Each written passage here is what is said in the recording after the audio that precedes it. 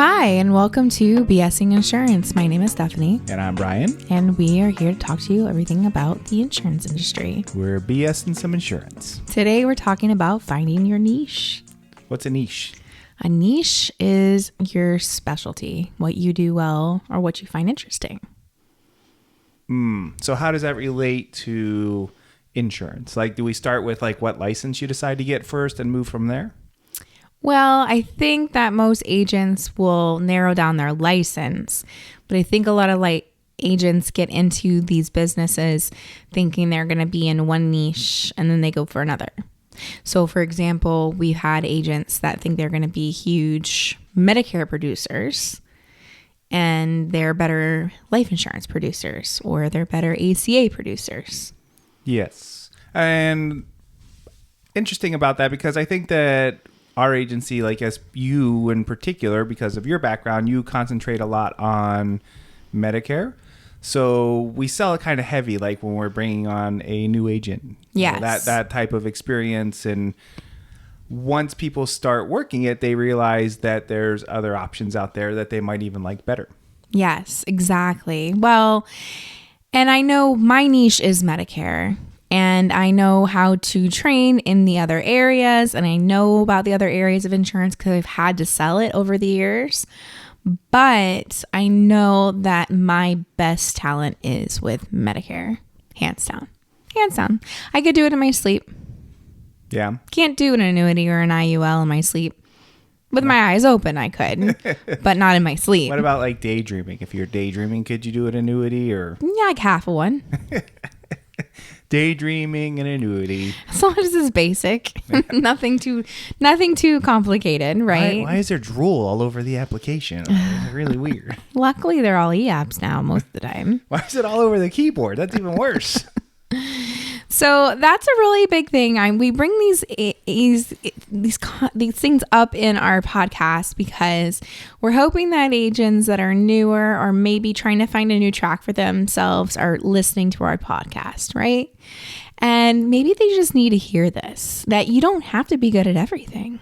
You don't have to sell everything. A lot of agencies out there want you to sell everything, though. Well, I mean, we try to get our people contracted with at least a few carriers on every product. Yes. Because you want to have that tool in a toolbox. Yes. But you also want to know what your specialty is going to be. Exactly. I know when I was a newer agent, the agency I was with, they just really cared about annuity production. That's what they cared about. And I'm like, just let me go sell a Medicare supplement to somebody. I can go sell a Medicare supplement. I can go sell against any Medicare supplement company and go change the plans around if it was in the best interest of the client all day long. I had no wants to go sell annuities, but that's all you heard about. Annuities. I'd sell 100 times more Medicare than a lot of the annuity producers. Why do you think they only cared about annuities? Big paychecks. Dollar bills, right? I mean, there is a lot of money in it. So for some people, that's the motivator to find the niche, right? Like for me, that's not the case, but yes. Right. Well, I mean, let's say like somebody like you, who you like the Medicare side of things and you're most comfortable there. But you come across somebody with an annuity, right? Mm-hmm. So I think one of the things that you've been good at, and it's kind of important for everybody, is to know what you don't know. Right? Or that you don't know everything. Be able to pivot. Right? And be able to bring on other people, or if you're not going to be comfortable with these things, maybe you have a referral partner. Yes. That is the annuity expert, or you can get the referral fee, or you can split the commissions. Know when you need to bring somebody else on because you're outside of your specialty. Yes, outside of your comfort level, right? It's better to get half or a quarter of something than nothing. Yes, exactly. A bird in a hand is worth two in the bush, right? That's what they say. Sure. Yeah, it's an old hunting term. It's old hunting term. Yeah. Okay. Anyways, really know that you don't have to be good at everything. And it's going to take you that year to find your niche. Well, what do you think the best way to find is? Like, do we just start with, obviously, you get the health and life license, so you have a lot of options there. Too many options sometimes. I think for some agents, it's overwhelming. They don't know which way to go. Right. I just got off the phone with one of our agents today. I didn't even tell you about the conversation with him in the car.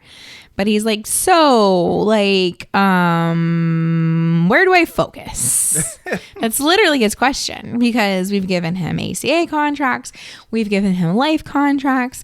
We've given him everything in between, auxiliary plans, dental, vision, annuities. And he's like, I don't know what to say. Right. And what do I do? especially when you're new, resources It's hard. are limited, right? Like it's Very limited. You know, how much money do you want to put into advertising? How much time do you have to get out there and market yourself in the community? You know, you can't be in two places at once, or so you're going to go to the senior center, or you're going to go knock on business doors, right? Yes. Like there's so many different options. Yes. Which one do you want to do? Yep. Well, you know, the first thing, I think when he came to you, he did the right thing, you know, kind of what direction can you offer me here? Yep. Right? How do I get the ball rolling? But you look at that from like your perspective, right? So you have a bit of a jaded, and we all do, we have a little bit of a jaded view on which way is the best way to go, and because it's worked in the past, right? It was your success story. Yeah. So you know, and I know that that's not best for everybody. well, exactly. You know it works well because you've done it. But for some other people, it might not necessarily work well, right? You know, you look at people selling like guaranteed issue life products over the phone. Like they are making lots, or at least bringing in lots of revenue selling guaranteed issue life products Yeah. over the phone. Yeah. So it's working for them, or at least it looks like it's working on paper. But for us, we know that, you know, from our perspectives or from our experiences, not the best way for us. So that's not what we Yes. point to agents to. But we open them up to those are options. Right. We know enough to know that those options are available and how to get you set up into that. Right. Yeah. So if somebody comes to us and says, hey, this is, you know, I just want to do this. Okay, no problem. Here's your contracts. Here's your dialer, you know, get to work. Yeah. And they can do it. I'm not going to be the best trainer for that, though. Right. And we know that as a limitation for us. Yes. So we've turned down agents who said, all I want to do is work from a telephone. Like Well, they wanted more call center, live lead transfers, things like that. And yes. And for us, that's not our niche, right? Shocker, I know. We actually turn down agents. Yep. So, but you know, we can give them a referral. Hey, this agency does kind of what you want to do. Yep. I know, you know, we're familiar with their owners. They're under the same upline as us. So I feel comfortable sending somebody like Yep. that wants to do that over to one of those agencies. Yep. Normally, once I talk to an agent about something like that, though, I pretty much talk them out of it until, like, once I talk to them and tell them the reasons why we do what we do, they're like, oh, yeah, that makes sense. What do you mean leads are expensive? What do you mean I need to put on clothes and maybe leave the house? How much does it cost to keep a phone ringing 24 hours a day? A lot of money. Good times, but really find your niche, and it takes time, and it takes, you know, you might go out and you might just not be able to pitch what you're pitching, right? You got to believe in the products that you're selling. I learned that years ago, right? So if I don't believe in dental insurance, I'm not going to sell dental insurance. If I think dental insurance is a scam, a lot of people do, they won't sell it. You know, same thing with Medicare supplement versus Medicare Advantage. Some people just don't believe in Medicare Advantage, or vice versa. They don't believe in supplements. They're not going to sell what they don't believe in, right? So if you're having a hard time pitching what you're selling, then maybe you need to pivot into another product line. Right. Well, and that's the thing, is like, it is easier to sell something that you believe in. You have right? to believe in it in order to sell it. You have to. But you go into the business, going back to the niche part of it, like you go into the business thinking, I'm going to sell a bunch of Medicare Advantage. I'm going to sit behind my computer and this phone's going to ring off the hook, and I'm just going to make hundreds and hundreds of dollars a day answering people's questions for Medicare. And, you know, they're calling in thinking they're getting a food car. I'm changing their Medicare plan. It's going to be great. Don't do that. There are agents that are doing that. But when The business doesn't stick. when you actually get into the business, you're like, hey, I kind of like getting out of the house. I kind of like getting out of the office. I kind of like being in a community. Maybe I'm better off, you know, setting up a table someplace. Maybe Medicare is not my thing at all. You know, I sat at this table and now I'm doing under 65 marketplace stuff. Yeah. Now I'm doing, you know, life insurance because I got out there. I tried this new thing. I realized I like it more. Yep. Yep. It may not necessarily be easier. Yep. Maybe it is easier, but it's something that you connect with. Yep. And I've told this story before, but I have an agent that came to us over a year ago now, but she was with an upline that just wanted her to sell annuities. So they were door knocking for annuities. Girl had no idea about annuities. She didn't have interest in annuities. She ends up finding me, coming here, and her first sale was $1 million life insurance policy. Well, you'll figure out an annuity when you go to sell it the first time. But that's how you want to deal with other people's money. Is how they lost her, is because they were not focusing on her niche, right? Right. And so she didn't know enough to know that she should say, hey, I don't want to do this. I'm going to go work with somebody else, or put me with somebody else who's doing what I want to do. There's a vehicle for everything you want to do. So if you're sitting here and you are selling life insurance only and you're just saying, I can't, you might do 1,000 times better in the health side. You might. Or you might do 1,000 times better in the investment side. Mm-hmm. Right? So be aware that it is okay to change and pivot in this business. There's nothing wrong with that. Well, and that's the thing, is part of the business changes all the time, right? Like we just had some changes in the Medicare rules. We have some changes in the annuity space that just came in. So if you were doing things right in the annuity space, those new changes shouldn't bite you in the butt too hard. But if you were doing things wrong, like, you might need to pivot and go do something else. And I always think that change is great. I love change. I hope there's a ton of disruption this year, not for the clients, but for us agents. I hope there's disruption because there's opportunity, right? So if you do go and pivot, let's say, you've been selling X product and you go to Y product, you have a whole book of business that you've sold to that you can now go pitch your new product to. That's smart thinking. Yep. That's pivoting, and that's business moves. So don't be afraid to move, because when you open a new door, there's always a new opportunity.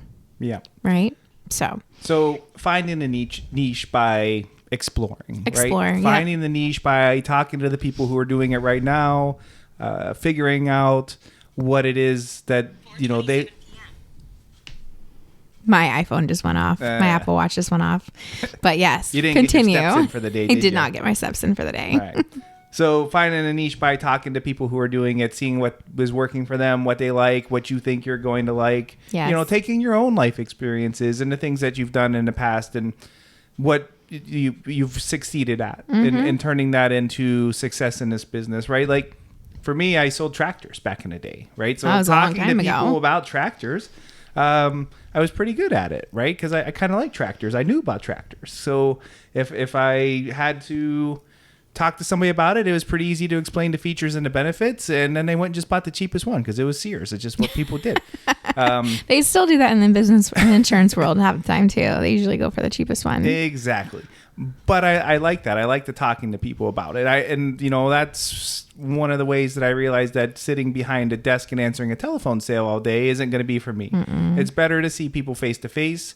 At least I have an opportunity to put something in front of them and say, hey, this is why this one's better. It's got a cast iron axle and the other one's a solid steel. It's just stronger. You can push more dirt with this one or whatever, Same thing with the Medicare space, right? If you have them on the phone, assuming you do your scope of appointment right? Like, you might just find yourself caught up into only one particular thing. Whereas if they're face to face, you have all these books that you can just put out in front of you. And then it's an easy transition to, hey, this is this book too. Yep. So go beyond your comfort level just a little bit sometimes. It's okay. And you will maybe find some huge success behind it. Right. Possibly. So we wanted to bring up these conversations because I always tell agents that come and talk to me who might be looking for a new home that I would love just to talk to you for 20, 30 minutes and just see where your goals are and where your goals align. And if they align with us, we are not the right fit for everybody. And you might not be in the right fit agency. It's okay to make some changes if you have to, if they are not finding your niche for you, right? So big part of this whole podcast is to educate you guys and to bring up conversations that you need to have or you want to have, but you don't have a person to have it with, right? So if you ever want to have these kind of conversations, if you're thinking about finding a new home, our information is in our podcast. We would love to talk to you. Have an open and honest communication, open and honest conversation. As Brian says, secrets don't make friends. Secrets don't make friends. And for those agency owners, guys, do things right. Keep your agents happy, keep your agents involved, and don't be afraid to try new things. Heck, we had an agent text me today asking for a new company. I've never even heard of them before. But guess what I did? I asked for onboarding and contracting for the agency because you know what? That agent found something I didn't know, wants the product, and we're going to get it. That's what we do because we're growing. Hopefully they sell it. Hopefully they sell it. But you got to have that type of upline. You got to have that type of support, and you've got to have these open, honest conversations. So start within yourself, reflect on everything we've just said today. And if you guys have any questions, we would love for you guys to put them in the comment section. Email us. Let us know your niche, right? Yes. What do you like to sell? Just put it in the comments. Yes. And we're looking for other agency owners and agents that want to come on the podcast as well. We would love to have you. And we would love to just build this community. Exactly. Make sure you hit that follow and that you're subscribing to us, whatever platform you are on. Thumbs up. And we hope we brought you guys some value today. Admin at sbginsurancegroup.com is our email address. BSing Insurance, the podcast. And we're on Facebook. We're on TikTok at SBG Insurance. We're all over the place. Some of our videos, as you guys see, our podcasts are short. Like this one's going to be a little bit shorter. And then some of them are 30, 40 minutes. So this is a short and simple. Let's talk. Yep. Give me a call. We'll talk to you guys later. Call her, not me. I know you can call me too. All right, bye, guys.